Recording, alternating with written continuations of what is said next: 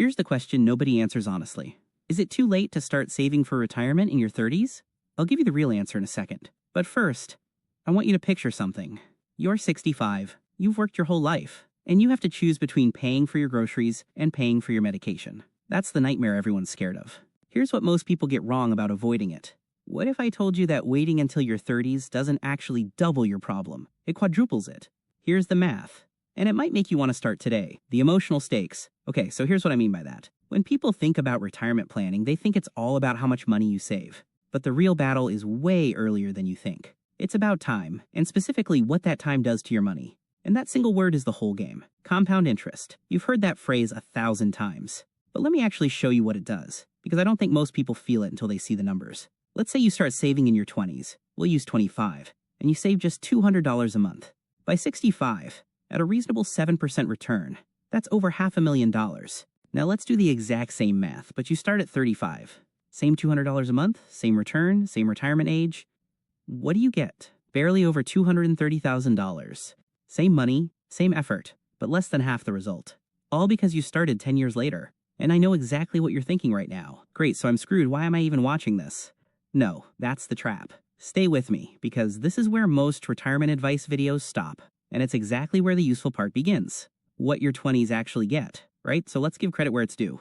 If you're in your 20s, you have the single most powerful advantage in all of personal finance: time.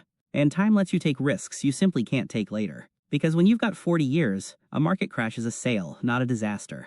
It dips, you keep contributing, and it recovers stronger. You get paid to be patient. Here's the other thing your 20s have: small costs. Rent split, no kids, no mortgage. Your biggest financial enemy at 25 isn't your salary. It's lifestyle creep. That $8 coffee every day? That's roughly $2,400 a year. In 40 years of compound interest, that coffee habit alone could be worth north of $100,000. Think about that every time you tap your card. So the 20s playbook is simple. Automate something, even if it's small. And don't let your spending grow faster than your income. I'm not saying never buy coffee. I'm saying know what it's actually costing you. There's a difference. Why your 30s aren't actually behind. All right, 30s crew. This is for you. And here's the part nobody tells you. You are not behind. You're just playing a different game. Because what you lack in time, you make up for in income and clarity. The average 30-something earns meaningfully more than their 25-year-old self. You have a real career, real income, and here's the kicker. You actually know what you're doing now.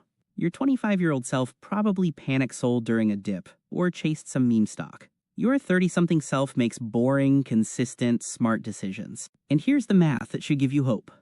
A bigger contribution later can absolutely catch up. That person starting at 35 with $200 a month gets $230,000. But if that same 35-year-old bumps it to $500 a month, they blow right past the 25-year-old.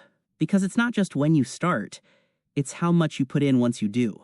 If you're finding this useful, drop a comment with your age, just 20s or 30s, and whether you've started saving yet. It's genuinely interesting to see the split, and I read all of them. Now let's get to the number that actually matters. The number that matters most. Okay, so here's the part. One thing most retirement in your 20s vs 30s videos completely miss. It's not really about the age you start. It's about the savings rate, the percentage of your income you're putting away. That's the real lever. The rule of thumb is roughly 15% of your gross income going toward retirement. And I'll be honest, if you're starting in your 30s, you want to push that closer to 20% because you're making up for lost time. That's the whole difference. Same habit. One starts early, one starts strong, and both can win. But don't just take my word for it. Set up the actual numbers for your situation. I'll put a simple calculator link in the description. Plug in your age, your income, what you save, and it'll tell you exactly where you land. No sign up, no catch, just the math.